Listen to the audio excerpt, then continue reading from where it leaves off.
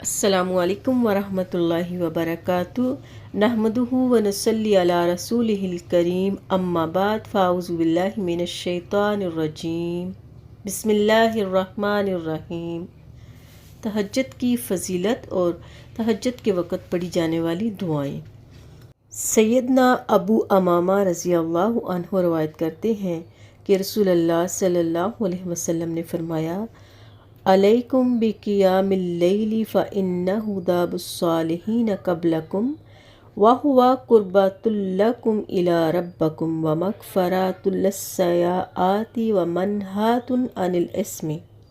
تہجد ضرور پڑھا کرو کیونکہ وہ تم سے پہلے صالحین کی روش ہے اور تمہارے لیے اپنے رب کے قرب کا وسیلہ، گناہوں کے مٹانے کا ذریعہ اور مزید گناہوں سے بچنے کا سبب ہے۔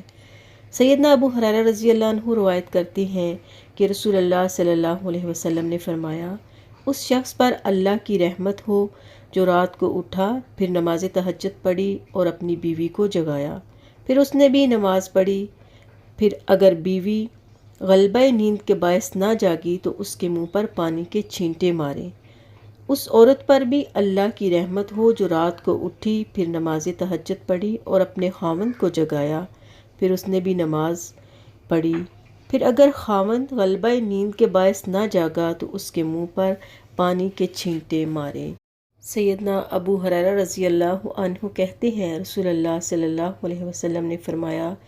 فرض نماز کے بعد سب نمازوں سے افضل نماز رات کی یعنی تہجد کی نماز ہے۔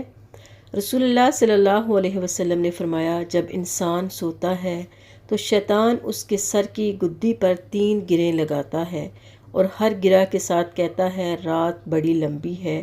تو سویا رہ۔ پھر اگر وہ بیدار ہو کر اللہ کا ذکر کرے تو ایک گرہ کھل جاتی ہے، اور اگر وضو کرے تو دوسری گرہ کھل جاتی ہے، اور اگر نماز پڑھے تو تیسری گرہ بھی کھل جاتی ہے، اور وہ شادمان اور پاک نفس ہو کر صبح کرتا ہے، ورنہ اس کی صبح خبیث اور سست نفس کے ساتھ ہوتی ہے۔ اسی طرح رسول اللہ صلی اللہ علیہ وسلم نے فرمایا، اللہ تعالیٰ ہر رات جب 1/3 رات باقی رہ جاتی ہے تو آسمان دنیا پہ نزول فرما کر فرماتا ہے،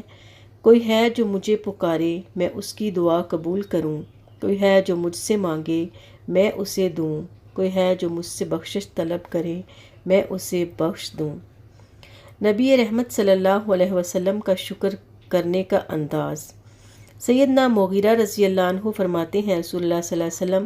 رات کو تہجد میں اتنا لمبا قیام کیا کرتے کہ آپ کے پاؤں سوج جاتے۔ آپ سے سوال ہوا، آپ اتنی مشقت کیوں کرتے ہیں حالانکہ آپ کے اگلے پچھلے سب گناہ معاف ہیں؟ آپ صلی اللہ علیہ وسلم نے فرمایا، کیا پھر جب اللہ تعالیٰ نے مجھے نبوت کے انعام، مغفرت کی دولت اور بے شمار نعمتوں سے نوازا ہے، میں اللہ کا شکر گزار بندہ نہ بنوں؟ سے بیدار ہونے کی دعائیں۔ سیدہ عائشہ رضی اللہ عنہا فرماتی ہیں، رسول اللہ صلی اللہ علیہ وسلم جب رات کو بستر سے تہجد کے لیے اٹھتے تو یہ پڑھتے، اللہ اکبر، الحمدللہ، سبحان اللہ وبحمدہ، سبحان الملک القدوس، استغفر اللہ، لا الہ الا اللہ، اللہم انی اعوذ بک من ضیق الدنیا و ضیق یوم القیامہ۔ اللہ سب سے بڑا ہے، ساری تعریف اللہ کے لیے ہے، اللہ تعالیٰ اپنی تعریف سمیت ہر عیب سے پاک ہے۔ میں نہایت ہی پاکیزہ بادشاہ کی پاکی بیان کرتا ہوں، میں اللہ سے بخشش طلب کرتا ہوں، اللہ کے سوا کوئی سچا معبود نہیں۔ اے اللہ، میں دنیا اور روز قیامت کی تنگیوں سے تیری پناہ مانگتا ہوں۔ پھر کہتے، اللہم اغفر لی واہدنی وارزقنی وعافینی۔ اے اللہ، مجھے معاف فرما دے، مجھے ہدایت عطا کر، مجھے رزق دے اور عافیت سے نواز۔ پھر وضو وغیرہ کر کے تہجد شروع کرتے۔ رسول اللہ صلی اللہ علیہ وسلم نے فرمایا، جو شخص رات کو نیند سے جاگے اور کہے، لا الہ الا اللہ وحدہ لا شریک لہ، لہ الملک و لہ الحمد وہو علی کل شیء قدیر، الحمدللہ وسبحان اللہ ولا الہ الا اللہ واللہ اکبر ولا حول ولا قوة الا باللہ، اللہ کے سوا کوئی سچا معبود نہیں، وہ ایک ہے، اس کا کوئی شریک نہیں، اسی کے لیے ساری بادشاہی اور اسی کے لیے ساری تعریف ہے، اور وہ ہر چیز پر خوب قدرت رکھنے والا ہے۔ ساری تعریف اللہ کے لیے ہے، اللہ ہر عیب سے پاک ہے، اللہ سب سے بڑا ہے، بدی سے بچنے اور نیکی کرنے کی کوئی طاقت نہیں ہے مگر اللہ کی توفیق سے۔ پھر کہے اللہم اغفر لی، اے اللہ مجھے بخش دے، یا کوئی اور دعا کرے تو قبول ہوگی، اور اگر وضو کر کے نماز پڑھے تو وہ بھی قبول کی جائے گی۔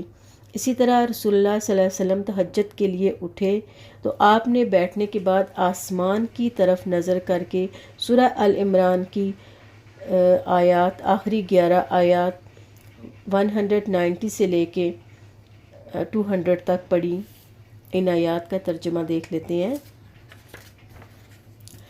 زمین اور آسمانوں کی پیدائش میں، رات اور دن کے باری باری آنے میں یقیناً ان عقل مند لوگوں کے لیے بہت نشانیاں ہیں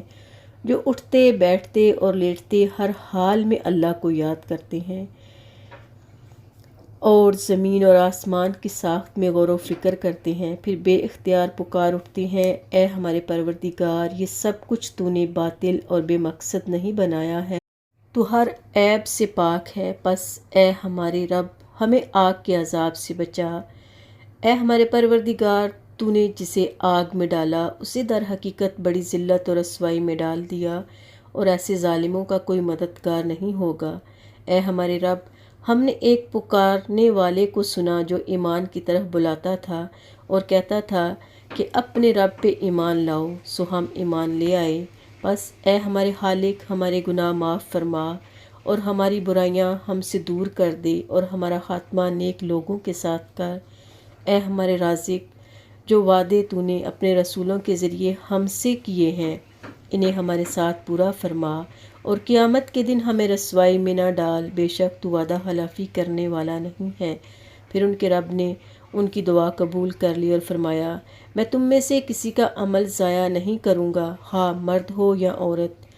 بعض تمہارے بعض سے ہیں، لہٰذا جن لوگوں نے میری خاطر ہجرت کی، اپنے گھروں سے نکالے گئے، میری راہ میں ستائے گئے اور میرے لیے لڑے اور مارے گئے،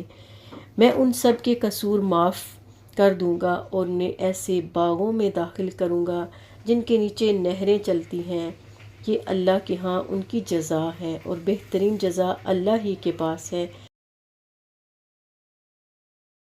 اے نبی صلی اللہ علیہ وسلم، دنیا کے ملکوں میں کافر لوگوں کا عیش و عشرت سے چلنا پھرنا تمہیں کسی دھوکے میں نہ ڈالے، یہ تھوڑا سا فائدہ ہے، پھر ان کا ٹھکانہ جہنم ہے اور وہ بری جگہ ہے۔ لیکن جو لوگ اپنے رب سے ڈرتے رہے ان کے لیے باغات ہیں جن کے نیچے نہریں چلتی ہیں، ان میں وہ ہمیشہ رہیں گے، یہ اللہ کی طرف سے مہمانی ہے، اور جو کچھ اللہ کے پاس ہے نیک لوگوں کے لیے وہی سب سے بہتر ہے۔ اور اہل کتاب میں سے بعض لوگ ایسے بھی ہیں جو اللہ پر ایمان رکھتے ہیں اور اس کتاب کو بھی مانتے ہیں جو تمہاری طرف اتاری گئی ہے، اور اس کتاب کو بھی جو اس سے قبل از خود ان کی طرف اتاری گئی تھی، وہ اللہ سے ڈرنے والے ہیں اور اللہ کی آیات کو تھوڑی سی قیمت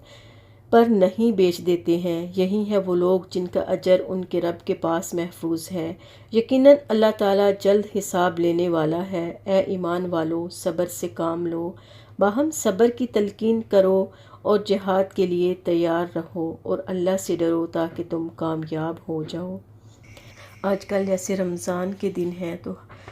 ہر بندہ صبح سحری کھانے کے لیے اٹھتا ہے، اٹھنا بہت آسان ہوتا ہے رمضان میں،